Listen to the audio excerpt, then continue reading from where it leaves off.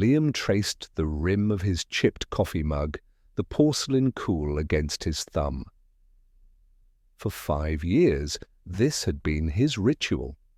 Sunrise, a cup of bitter coffee, and the quiet hum of a house that was no longer a home. It was just a place where memories went to fade, like old photographs left in the sun. Every month, another ritual. He would sit at his small kitchen table, open his laptop, and navigate to the telecom company's website. He would pay the bill for Clara's phone. It was a small act of devotion, a thread connecting him to a world that had vanished the day he lost her. His friends, the few he had left, called it morbid. His brother-in-law, Marcus, had called it pathetic. His mother-in-law, Eleanor, had used a far crueler word. Liam didn't care what they thought. That phone number was the last piece of her he could hold on to, a digital ghost in the machine. Sometimes, on the darkest nights, he would call it. He would listen to her voice on the voicemail greeting, a bright, musical sound that shattered his heart every single time. "Hi, you've reached Clara. I can't get to the phone right now, but leave a message and I'll call you back, especially if it's you, Liam." He would leave messages, his voice thick with unshed tears, telling her about his day, about the garden, about how much he missed the way she used to laugh. It was a conversation with silence, a prayer sent to an empty heaven. But last week, something had changed. He had dialed the familiar number, his thumb moving from muscle memory, expecting the comfort of her recorded voice. He had been ready to pour out the week's worth of quiet desperation. But the voicemail never came. Instead, after 2 rings, there was a click.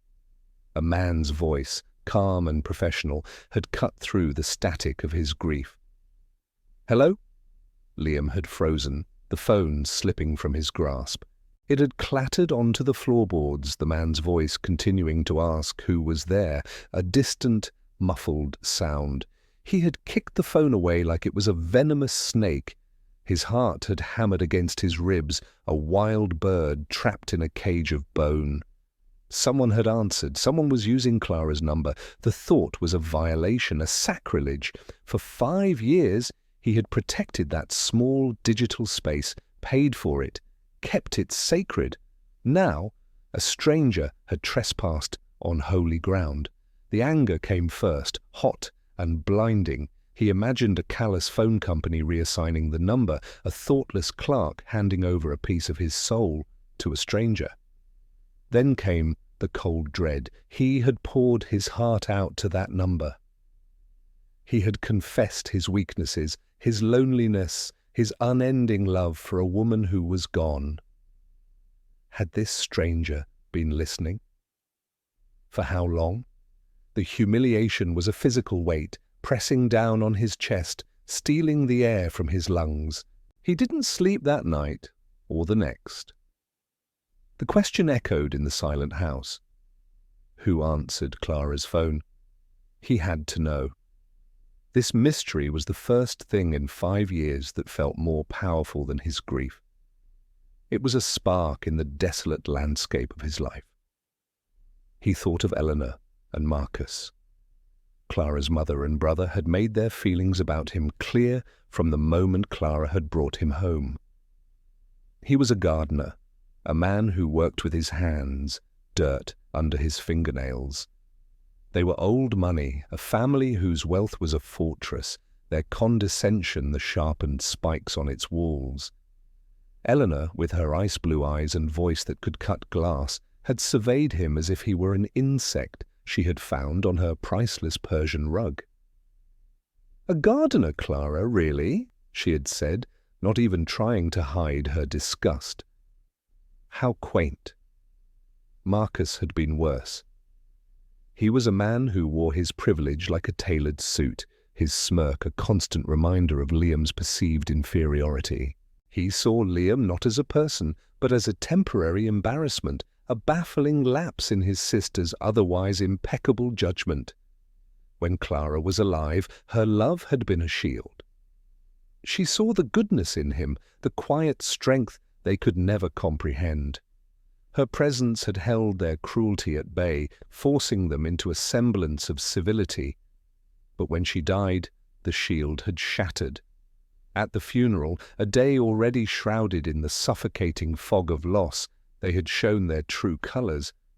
Eleanor had approached him near the casket, her face a mask of cold fury, not sorrow. "This is your fault," she had hissed, her voice low and venomous. "You distracted her. You made her weak." Marcus had stood beside her, a loyal soldier in his mother's war against him. "The moment this is over, you're out," he had said, his words like stones. "You will not get a single penny of what is rightfully ours." They had been true to their word. They had swept in with their lawyers, their accountants, their bottomless contempt. They had claimed Clara had no will, that everything reverted to her family estate. Liam, broken and lost in his grief, had no strength to fight. He had let them take everything. The beautiful home he and Clara had shared, the art she had collected, the car she had loved. They had even taken her jewellery, pieces he had given her, claiming they were family heirlooms. They had left him with this small, run-down house on the edge of town, a property Clara had inherited from a distant aunt and had always intended to renovate. It was a parting shot, a final insult. They had tossed him into this forgotten corner of her life, expecting him to wither and disappear. And for 5 years, he almost had.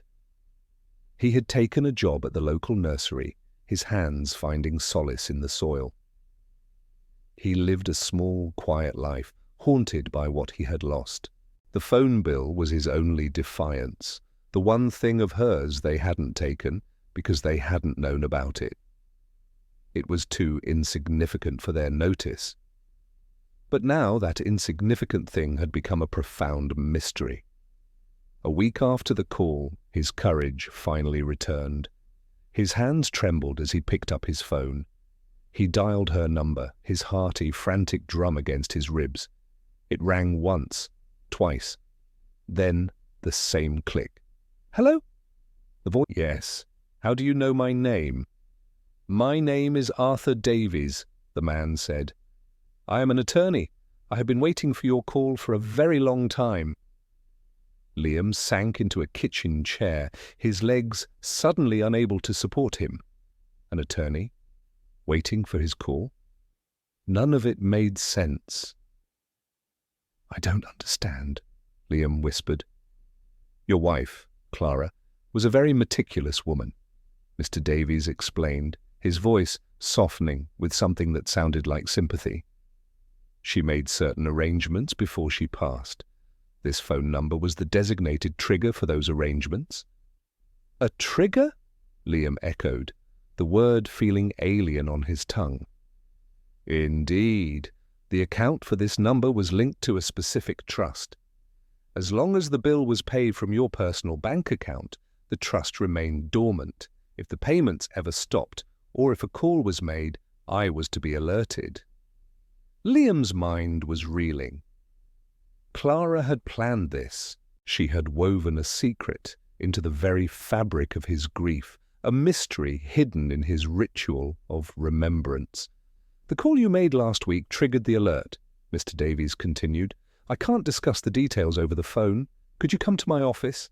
It's in the city centre, Sterling and Finch Associates."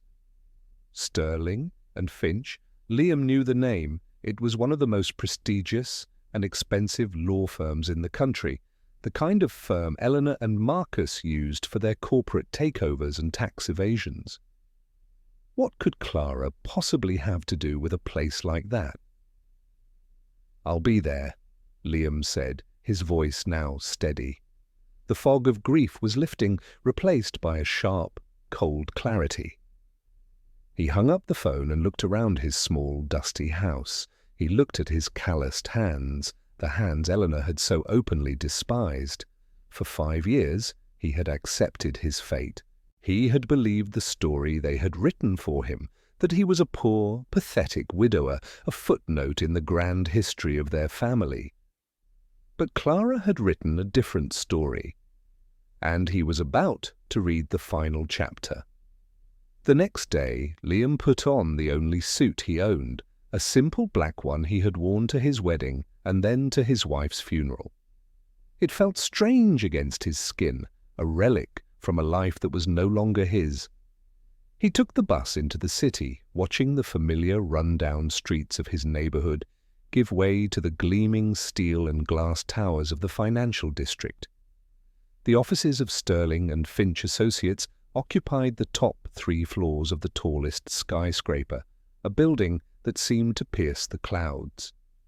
Walking into the lobby felt like entering another world. The air was cool and smelled of money and lemon polish. Soft, classical music played from hidden speakers.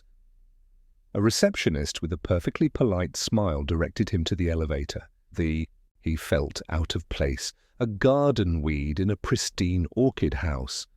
Eleanor and Marcus belonged here. He did not. Mr. Arthur Davies was waiting for him. He was an older man with kind eyes, a firm handshake, and an impeccably tailored suit that probably cost more than Liam earned in a year. He led Liam into a spacious corner office with a panoramic view of the city. "Please, have a seat, Mr. O'Connell," he said, gesturing to a plush leather chair. Liam sat, feeling small and insignificant against the backdrop of such immense power and wealth. Mr. Davies sat opposite him, folding his hands on a large mahogany desk. "As I said, your wife was a remarkable woman," he began. "She was also far more astute than her family ever gave her credit for." He slid a thick, leather-bound folder across the desk. "Clara came to me 6 years ago, a year before she passed. She knew her family. She knew their greed, their arrogance. She wanted to protect you." Liam's throat tightened. "Protect me from what?" "From them," Mr. Davies said simply. "Clara was the true heir to her grandfather's fortune, not her mother. Her grandfather, a self-made man, despised what his daughter and grandson had become. He saw their weakness, their sense of entitlement. This was news to Liam. Clara had never spoken of it. She had always been uncomfortable with her family's wealth. He left the entirety of his primary company, a global logistics firm called Sterling Holdings, to Clara in a secret trust, the lawyer explained. He structured it so that her mother and brother would control a smaller, subsidiary company, believing it to be the family's main asset. They were given an allowance, a generous one, but it was drawn from the profits of the main trust. Mr. Davies paused, letting the information sink in. Eleanor and Marcus have spent the last 5 years living what they believe to be their inheritance. In reality, they have been living on a salary paid by an entity that now belongs to you. The room seemed to tilt. Liam stared at the lawyer, certain he had misheard. "Me?" "Clara's will, the real one, is in this folder," Mr. Davies said, tapping the leather. "She left everything to you, the house they kicked you out of, the cars, the art, and, most importantly, controlling interest in Sterling Holdings." He opened the folder. Inside were pages and pages of legal documents, charts, and account statements. The numbers were staggering, with so many zeros that they seemed unreal. Billions, not millions, billions.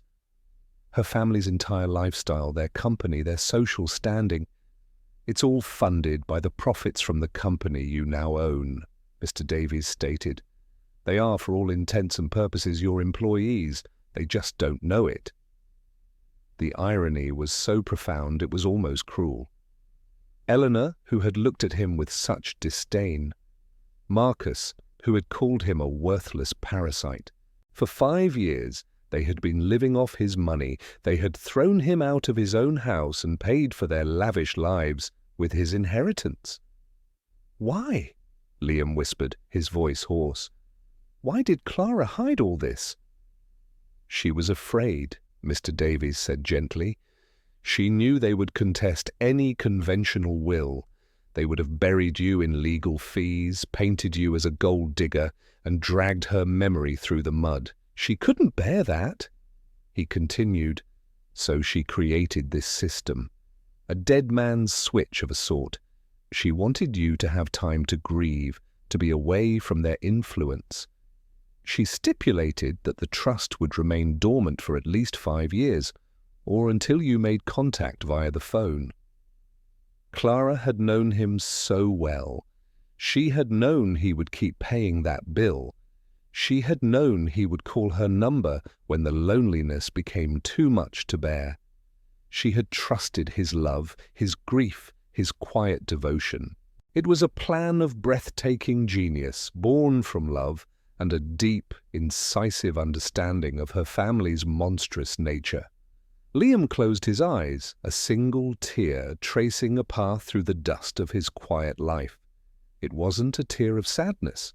It was a tear of awe for the woman he had loved, the woman who was still protecting him even from beyond the grave. When he opened his eyes, the grief was gone.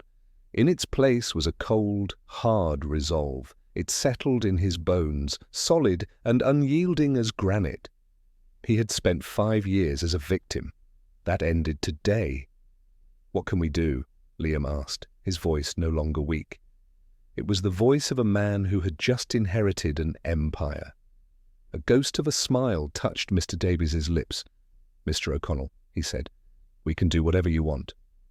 Over the next few weeks, Liam and Mr. Davies met every day. The law office became Liam's classroom.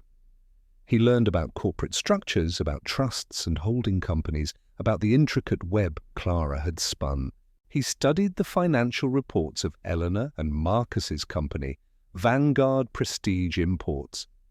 He saw their reckless spending, their foolish investments, their arrogance bleeding onto every page of the ledgers. They were running the company into the ground, propped up only by the steady, massive influx of cash from the parent trust. His trust. Mr. Davies was a masterful teacher, a loyal facilitator who had waited patiently for 5 years to enact his client's final wishes. He saw the change in Liam, the quiet gardener, transforming into a silent, calculating force. "Their company is preparing for a major acquisition," Mr. Davies explained one afternoon, pointing to a line on a spreadsheet. "They're trying to buy a luxury hotel chain. It's a vanity project for Marcus. He wants to see his name on a skyscraper." Liam looked at the numbers. The deal was over-leveraged, risky, and foolish. It was pure ego. To secure the final financing, they've leveraged every asset they believe they have, the lawyer continued. "They've even put the family estate, your house, up as collateral."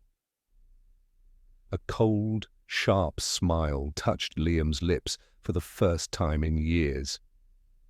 It felt like flexing a muscle he had forgotten he possessed. "So if the financing fails, they lose everything," Liam stated.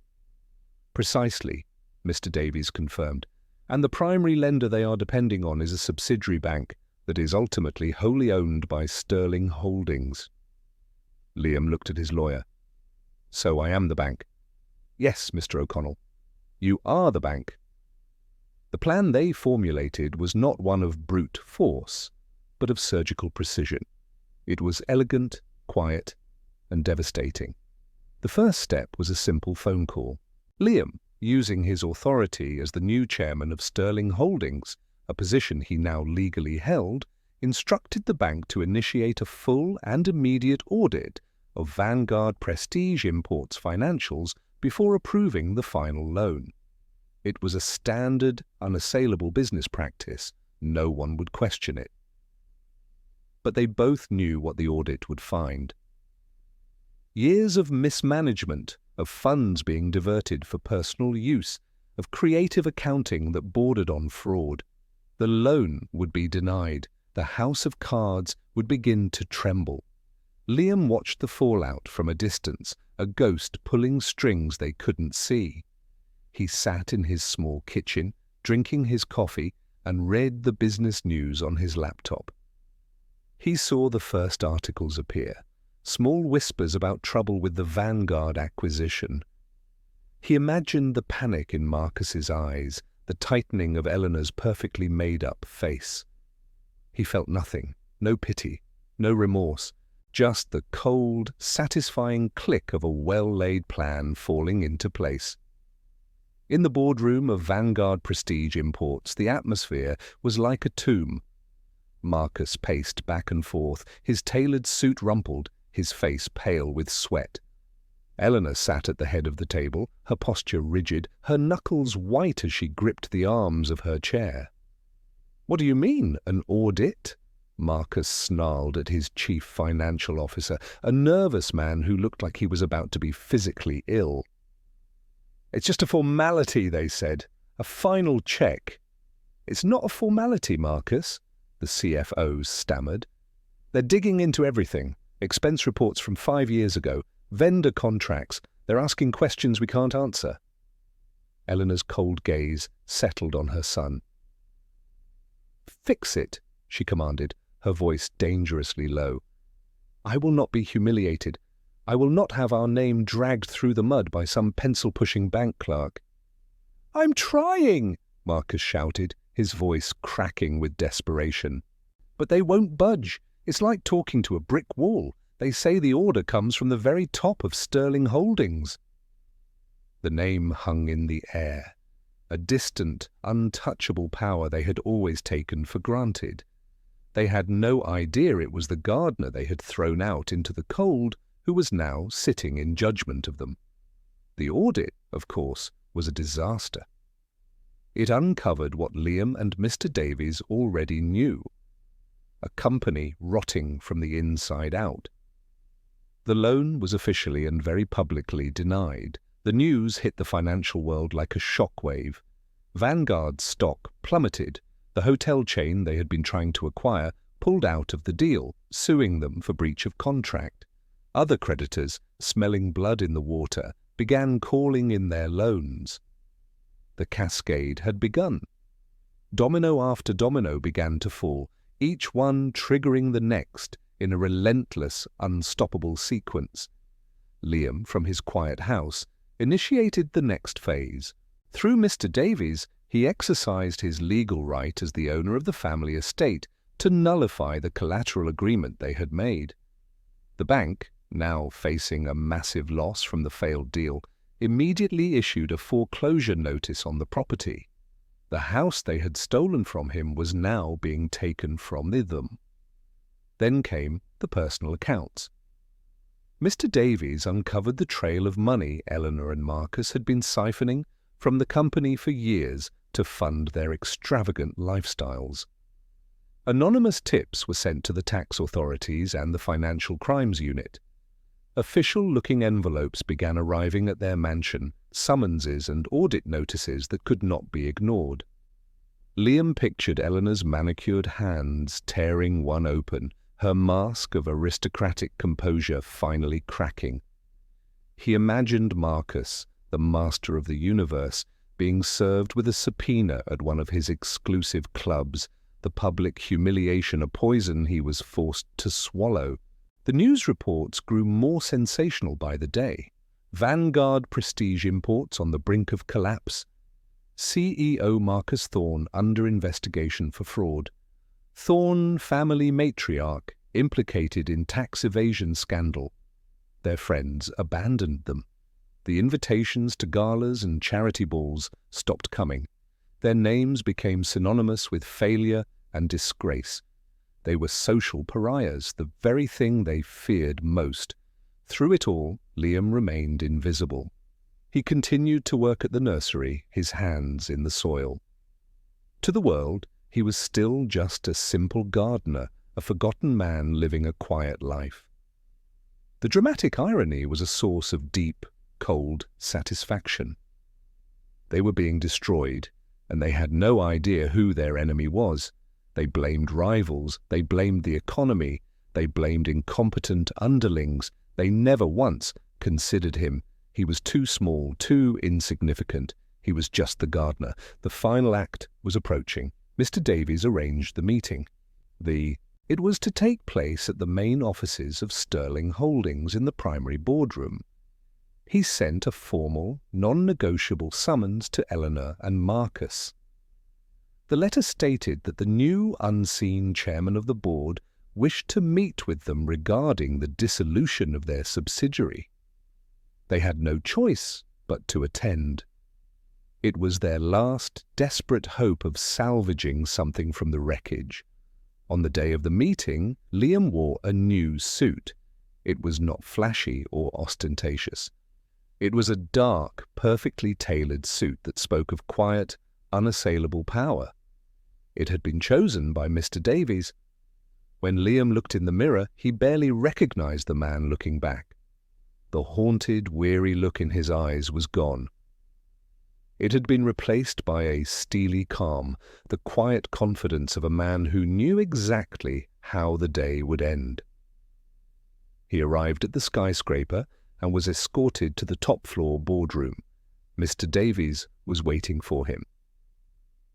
"They are in the waiting room," the lawyer said.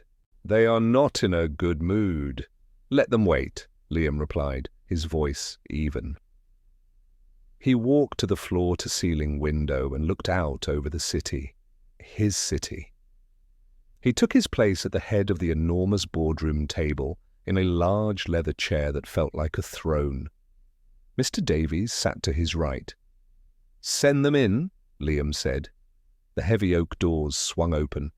Eleanor and Marcus walked in, their faces a mixture of desperation and defiance. They looked worn, aged by the stress of the past few weeks. Their expensive clothes couldn't hide the shadow of their ruin. They looked at the figure sitting at the head of the table, his back to the bright window, his features obscured in shadow. "I am Eleanor Thorne," she announced, her voice attempting its old authority but failing. "This is my son, Marcus. We are here to meet with the chairman." Liam said nothing. He simply swiveled his chair slowly to face them. The light fell upon his face. The moment of recognition was everything he had imagined. Eleanor's jaw dropped. A strangled, disbelieving sound escaped her throat. Marcus stared, his eyes wide with shock, his face draining of all color. He looked as if he had seen a ghost. "You," Marcus whispered, the word barely audible. Liam leaned forward, placing his hands on the polished table. The gardener's hands. "Hello, Eleanor. Marcus," he said, his voice calm and resonant in the silent room. "Please have a seat." They remained frozen, paralyzed by a reality they could not comprehend. It's not possible," Eleanor stammered. "What is this? What trick are you playing?" "There is no trick," Liam said, his voice cutting through the atmosphere like a blade. "Only the truth. A truth you have avoided for 5 years. He gestured to the chairs opposite him. "Sit down." It was a command, not a request. Numbly, mechanically, they obeyed. They sank into the chairs, looking small and lost in the cavernous room. Liam began his monologue, the words he had rehearsed in his mind for weeks. His voice was steady, devoid of anger or passion. It was the cold, detached voice of judgment. "For 5 years you treated me like dirt under your shoes," he began. "You called me a parasite, a gold digger, a pathetic man unworthy of your daughter, of your sister." He looked directly at Eleanor. "You stood over your own daughter's casket and blamed me for her death. You stripped me of my home, my memories, and threw me away like garbage." He then turned his gaze to Marcus. "You mocked my grief. You laughed at the thought of me working with my hands. You thought my life was a joke, a pitiful little tragedy to be sneered at." He let the words hang in the air, each one a separate indictment. "You spent all that time looking down on me," he continued, his voice dropping slightly. "But what you didn't know was that you were looking in the wrong direction. You should have been looking up." He leaned back in his chair. What you didn't know is that for every single day of those 5 years, your entire world, your company, your mansion, your cars, your ridiculous social status was being paid for by the very man you despised.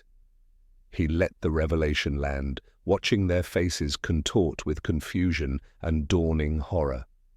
Clara knew you, he said, the name of his wife, now a weapon. She knew your greed. She knew you would try to take everything. So she protected me. She protected her legacy from you. Mr. Davies slid copies of Clara's true will across the table. Her grandfather left his fortune, the real fortune, to her. She, in turn, left it all to me. Vanguard Prestige Imports was nothing but a subsidiary, an allowance you were given to play with so you wouldn't notice the real empire operating above you. Marcus grabbed the documents, his hands shaking. As he scanned the first page, his face turned ashen. "This is a lie! It's forged!" he sputtered.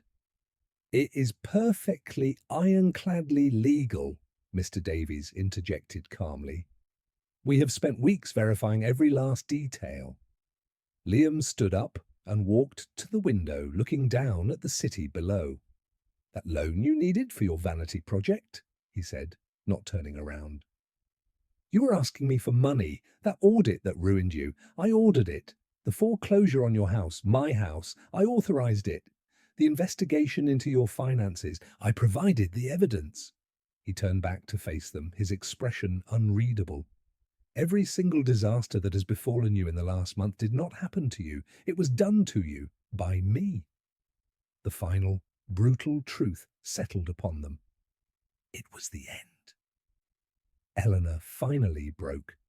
The mask of aristocratic control shattered into a million pieces, her face twisted into a grotesque snarl of rage and despair. "You!" she shrieked, her voice a raw, ugly sound. "You worm! You gardener! You think you can do this to us?" "We are the Thorns. You are nothing," Liam said, his voice flat and final. "You are bankrupts and soon-to-be criminals. Your name is Mud." Marcus slumped in his chair, a broken man. "Why?" he whimpered, looking up at Liam with pleading eyes. "Why would you do this?" Liam walked slowly back to the table until he was standing over them. He looked down at them, just as they had always looked down on him. "You ask me why," he said, his voice a low whisper.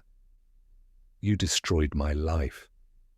You insulted the memory of the woman I loved. You took everything from me and left me with nothing but pain."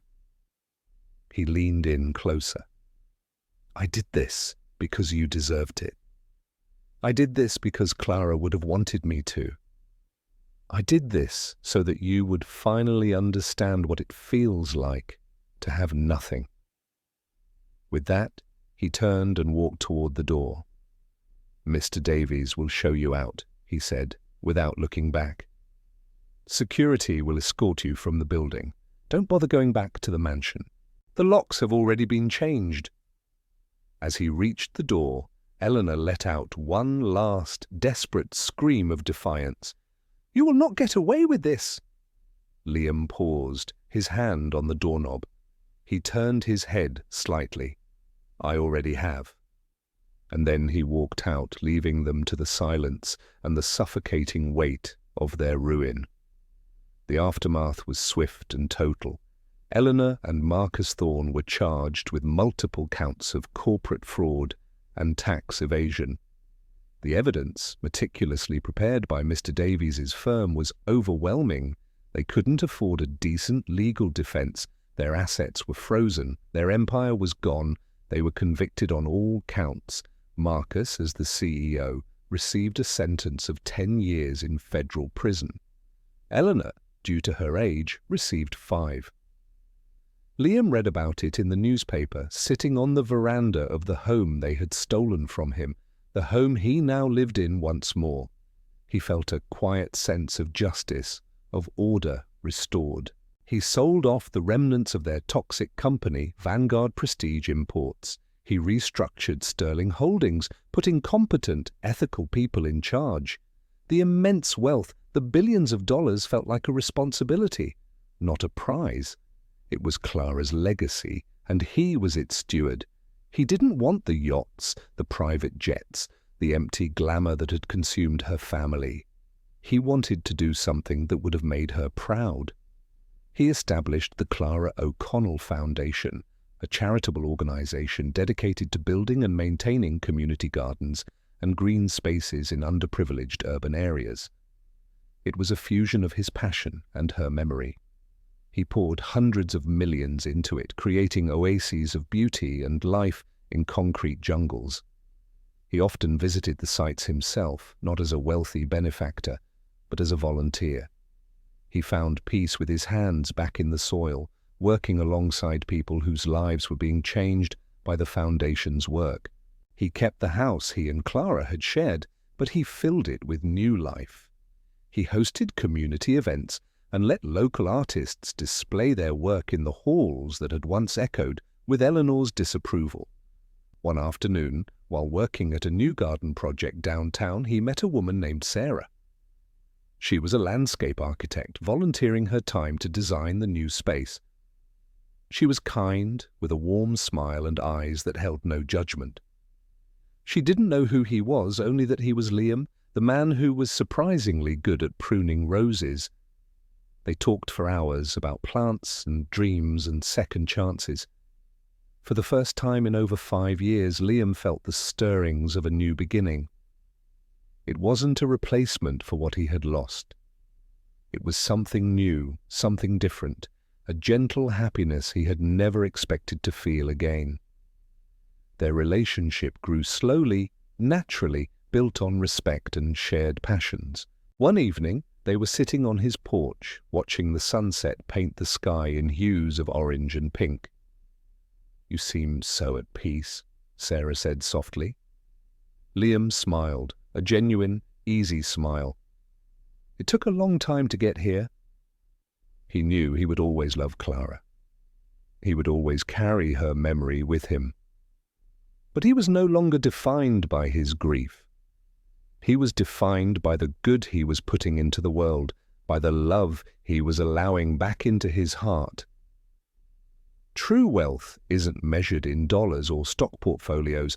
It's measured in the lives you touch, the beauty you create, and the peace you find after the storm. Liam had lost everything, but in the end, he had gained a world he never could have imagined, all because he refused to let go of a memory, a monthly bill for a silent phone number that was in the end anything but.